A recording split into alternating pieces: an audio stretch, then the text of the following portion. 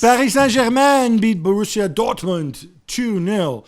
Jules, no fallout from that Nice defeat. Oh, that was good. I mean, Dortmund are bad. They're a bad team. They were so disappointing. Can you tell me, what's with the back three?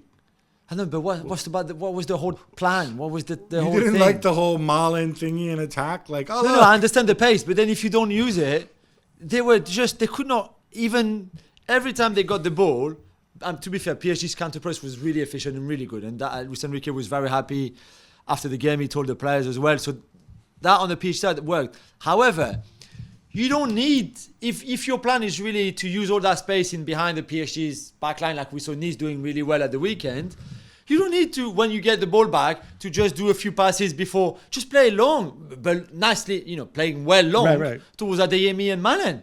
Instead, they had the ball, they were trying to maybe do a couple of 3-4 passes before and then playing long, and they would lose the ball straight away. It was so hard to understand. I was so disappointed by Dortmund and Terzic, but so happy by what PSG did collectively in midfield. Vitinha and Zaire Emery were outstanding. And at times it didn't really click the front three. They still need to play with each other to really understand everybody's movement. But Hakimi was great, scored a lovely goal, and it was a very, very positive, convincing win from Paris. Yeah, it felt to me like Dortmund were like, oh, this is a free hit because we're going to lose this game, so let's go and try something different. They only played in the last 10 minutes or so. Yeah. It's strange. Newcastle United somehow, Gabby, hold Milan to a 0-0 draw at the San Siro as well. Two points dropped for Milan? 100%. Right. How? Milan absolutely dominated this game. I think their XG at the end of the first half was like especially the first half or something. Nick Pope made some excellent saves. I think a lot of it was some poor finishing for Milan. But you know what? I like to look at performance. And after that soul-crushing derby defeat, to see the players come out and play like this, I think is really encouraging for Stefano Pioli.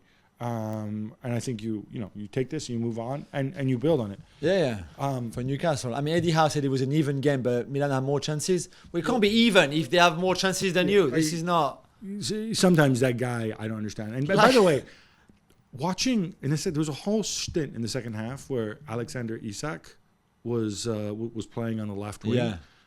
Well, coming up against and just never tracking back and just getting beaten time and time again. Like, why are you putting him in that position? I know he's done that a little bit before. Yeah, he did it last season as well when Wilson was. If you want to play them both, then play two up front the way God intended, or then keep the ball and play further up the pitch and say I'm going to create a mismatch with Isak, because if you're going to play that way, you're going to have to track back my son Alexander. Yeah.